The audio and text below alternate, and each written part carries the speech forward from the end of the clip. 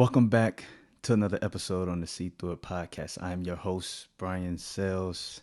Before we jump into our topic for tonight, um, just to announce a couple things we got working, a couple things we got going on, as you may have seen or maybe not have heard of, but seen um, the debut of the Warriors collection, gym apparel, and other little trinkets and the See Through It brand, along with the See Through It podcast.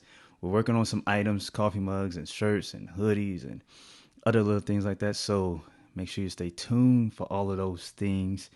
If you have not already, turn on your notifications for when I go live or when I post something. Make sure you turn on those notifications. Facebook, YouTube. Like if you're on Twitter, follow me on Twitter, as you see it right there in the corner right there. See Through It 1. Follow me there. We got some stuff. We're working on some things. Like I said, the momentum is building. We're moving along. So jump on board. Also, very exciting. We made our first sale today. Well, last week, but it was finalized today on a mug. So, like I said, we building momentum. We're building momentum. So make sure you jump on board. Either way, we're gonna grow. So I hope you guys are around to see the growth, and I, I'm excited. I'm excited for the things that is on its way, and I'm just excited. I'm excited. So tonight, today is Wednesday, so you know what that is. So today is community based topic, and I've been seeing a lot. I'm in a part of this group called Parents versus Bullies, and every day there's a situation. Every day there's something going on with kids in school or even outside school during summertime or whatever. There's bullying is a thing. Um, I don't know how it has gotten out of control or why we can't control it or what the issue is, but hey, Mallory, um, I don't know what we can do. Well, I have a couple of ideas, but I'm just trying to figure out and understand how did it get so out of hand. Um, why can't we control the bullying or control how our kids react to being bullied? Um, I don't know. All I can do is give you some of my experience when I was younger and some of the things my mom and dad taught us when we were younger and how we went to school. So we're gonna start off with a little story time, and then I'm gonna go in from there. But I was younger, grew up in Alabama. As you see, I'm black. Grew up in Alabama and went to school, and it was in the '90s. So I don't want to say racism when it was at its highest, but there was definitely some racism to deal with, and going to school with some of the kids. Not saying all the kids or all the teachers were racist or anything like that, but you had to deal with some of those kids that were kind of. I don't know if I want to say they were racist, but they just said mean things. They said mean things that they either heard from their parents or that they seen on TV or wherever. They heard those things and they came back, and if you look like the person that maybe those evil things were said to, then they say them back. They said them, they repeated them to you. I can count many times where while I was in school, if I had like a crush on a girl and she was white, I wasn't allowed to have that crush. I wasn't allowed to tell her, or if I told her, she was like ew, or um, I my family don't like your kind, like, and to like you don't need to hear that being what, second, third grade, to hear that and not understand what that really means, like you can't like me because of my color or my kind, like that does something to you. That does something to you, and I believe that the parents at home have to be able to teach their kids these things. Like they have to be at home telling their kids like the world is evil. There's not nice people out there. There's some people that are nice, but it's a lot of evil people out there. There's a lot of people that's going to say hurtful things to you. There's a lot of people that don't care about you, that don't value you. There's a lot of people that are just going to be mean just because they can. They don't know how to be good. Exactly. Kids like it's a learned behavior, and I believe it's a parent's job to. Again, I've always said we have to give our kids these tools, and if we don't give them these tools, how are they supposed to survive out there when they're hearing all this stuff? They've been pushed around, or someone's verbally been evil to them. Like, how are they supposed to respond if they're not hearing this information back at home? Like, if we were telling our kids before they go to school or every day, sometimes people are evil. People are going to say mean things, but you can't let that get like wear you down. You have to ignore it. You have to laugh it off or just ignore it. Sometimes it is tough, but that's how the world is. Even when you get older, there's still mean people out there. There's still people that are bullying people. I'm sure there's people at your work that try to bully you or try to make you do things or try to belittle you in your position or whatever. I'm sure you don't go home and just crumble. You have to be resilient, and I don't feel like we're doing that as parents for our kids. I don't feel like we're preparing them enough. So when they go to these schools, because I mean, let's be honest, like kids value other kids and other people's opinions more than our parents, like more than we value our parents, what the parents are saying. But at a certain point, after they hear so much, and if a parent is coaching them or preparing them, that they fall back on that. Like, well, my mom and dad did say people are evil. And I just have to look at you and be like, you're just mad about whatever and keep going on. You can't really stop these kids from saying whatever they want or doing whatever they want. Once we realize that, then we put more power back into our own kids' hands, knowing that they can't control what another person says. You can't control what another person says or do. All you can do, you're responsible for your actions. That's it. I just, like I said, I don't know how or when bullying just took off and became so huge. Like, it's sad.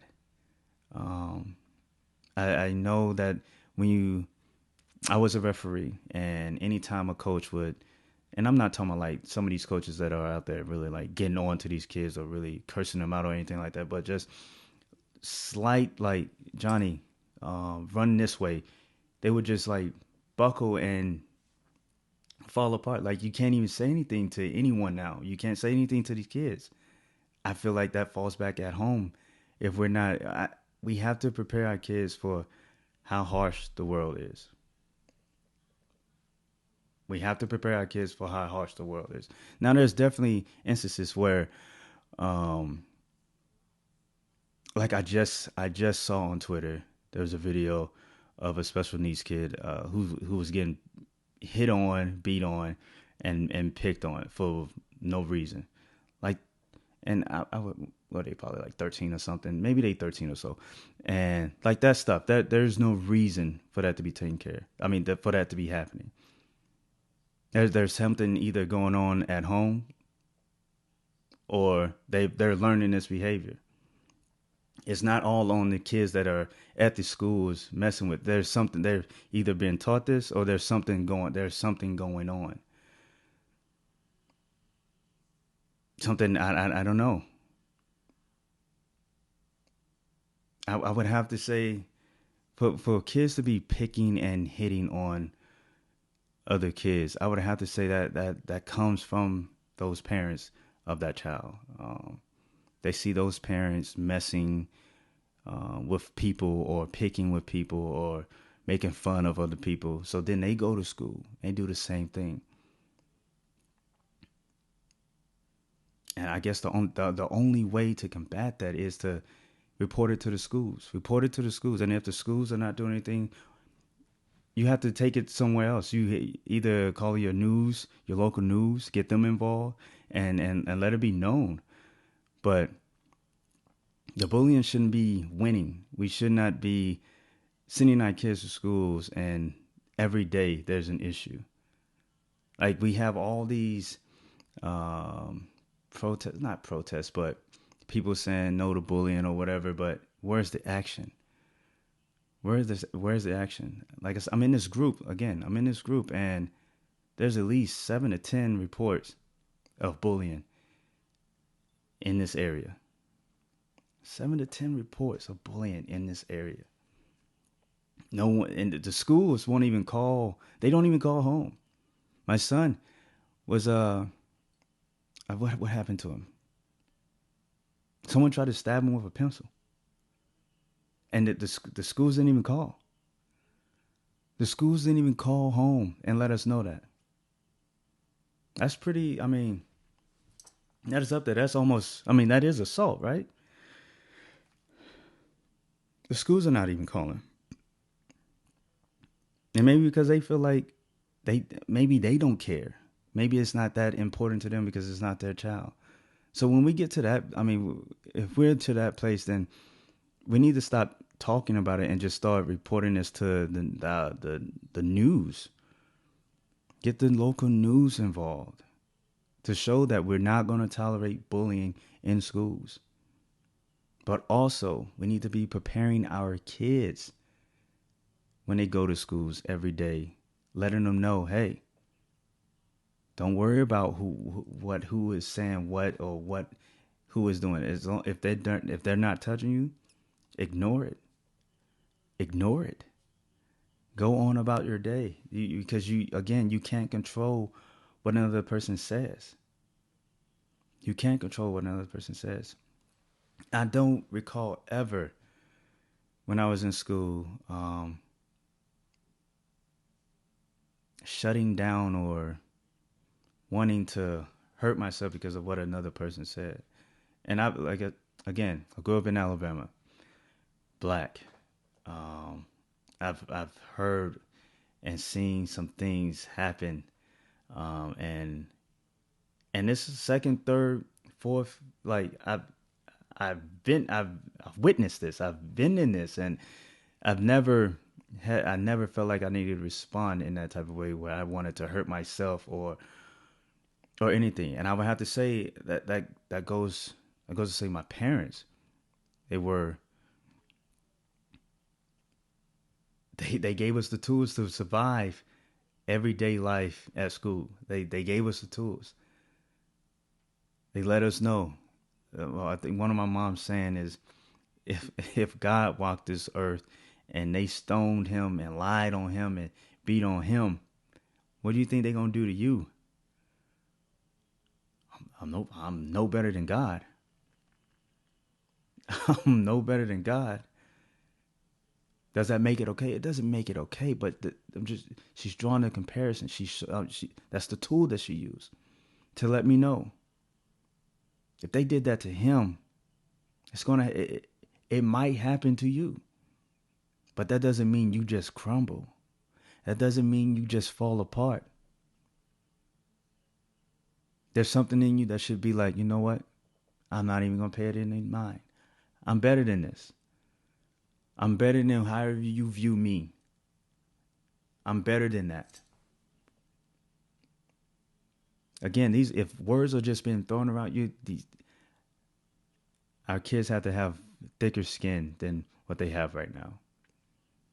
And it's on the parents to help them gain that thicker skin instead of going to school and just falling apart.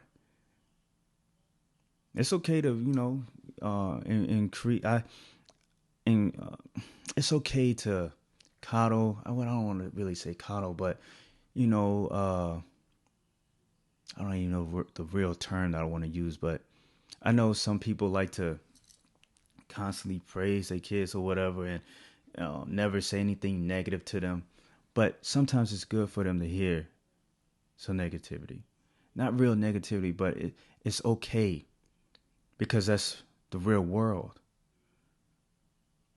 It's your job to prepare them for the real world. You're preparing them for a fairy tale life that does not exist. This world is cruel and evil. And they got to know that. They got to know that. I think the reason why bullying is so big now is because they don't know that. We haven't prepared our kids to know that. We haven't given them the tools to combat the reckless um, words that these kids are saying to each other. We haven't given them the tools to rebuild their self confidence, their self esteem. We're not doing our jobs as parents. We think we're protecting them, but in reality, we're hurting them. So all I'm saying is that we just need to provide the tools for our kids. So when they go to school, they're not looking at whoever and that person is like, excuse me, they're not, that person's grilling them and they're just falling apart. No, they can look at that person and see that this person is just being evil. And they can look at them and continue on with their day and not be bothered by what that person is saying or what that group is saying.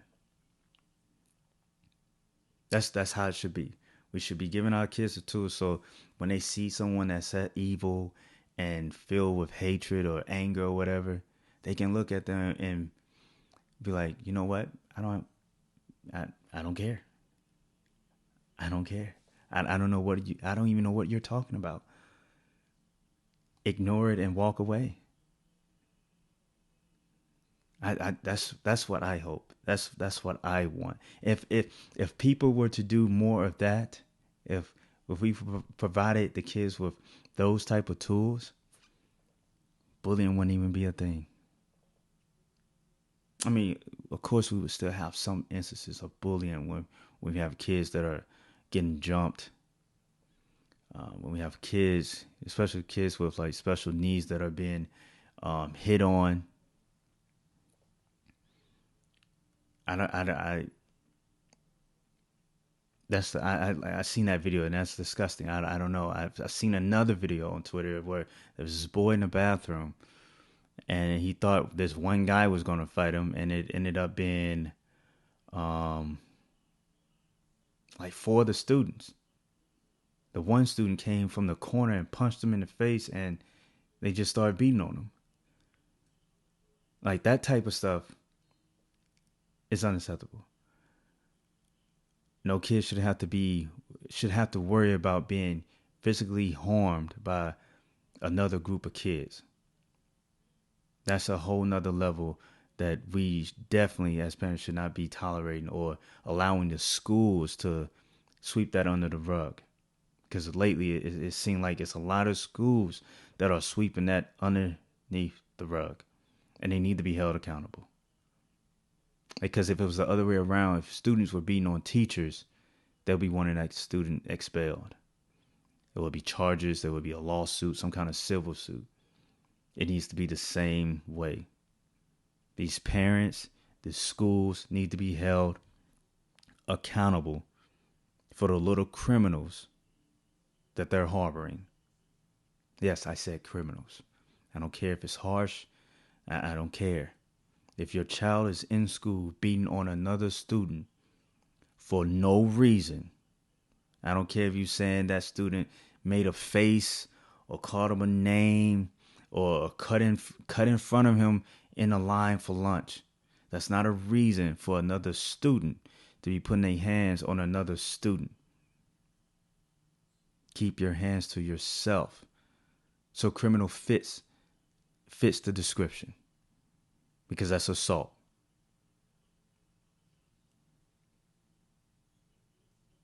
If your child is getting hit on at school, hold that school accountable. Go up to that school and find out what's going to happen next. And if they're not meeting your expectations, you need to take it to your local news station.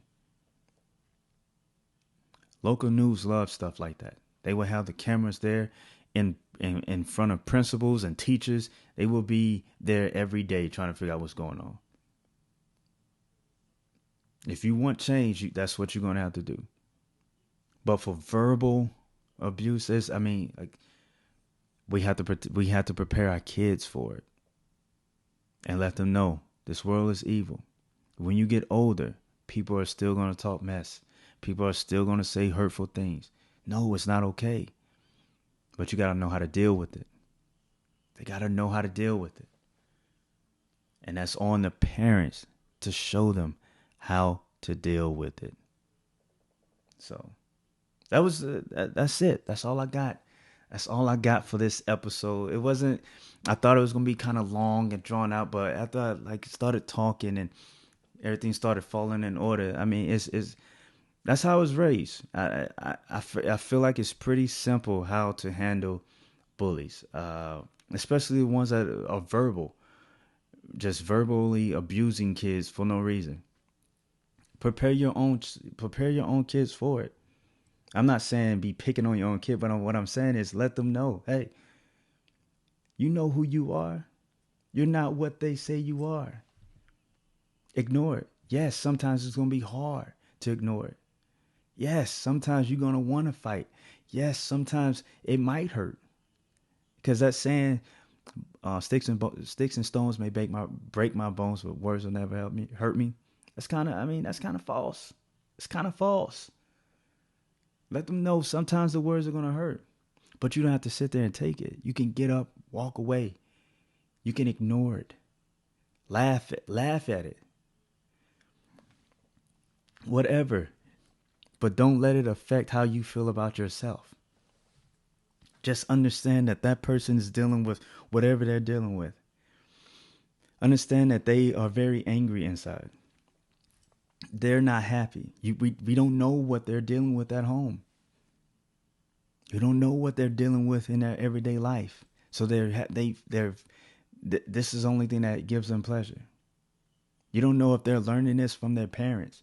If their parents is out there picking and messing with other people because they're miserable. You don't know. And these are the conversations we should be having with our kids. So they have that tool in their backpack. So when that kid or that kid comes and that kid is messing with them, they know how to just deflect. It doesn't bother. My mom used to tell me, only a clown will entertain themselves. Only a clown will entertain himself.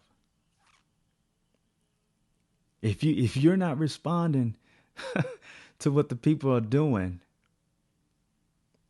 if you're not responding or showing no reaction, they gotta stop. They gotta stop. But again, if the bullying that you're dealing with is physical, hold that school and hold those parents accountable. Don't let it slide on. Don't let them sweep that under the rug. Nip it in the bud right then and there. Take it to the school district. Take it to the principal. Take it to your local news station. Let them know what is going on. The bullying has to stop. Physical threats, the kids putting their hands on other kids, that all has to stop. It's not okay. The verbal is not okay. But again, we can ignore the verbal. We can't ignore another child putting their hands on another child. So parents, I'm asking you to sit your kids down and give them the tools that they need so that they can go out to school and fight. Well, not fight, but have defense. Have the confidence to withstand the verbal abuse. Give them the backbone so they can stand up and be like, whatever, dude. Cool story, bro. Like, give them that. They need that. They need that. No more babying. They need these tools because they need it for real world. The real world is a harsh place. It's our job to teach them. So, with that, that'll be the ending of that episode, of that conversation, parenting against bullies. So, let's do our jobs, parents. Let's prepare our kids for this cold and harsh world that we are living in now. Things are only going to get worse.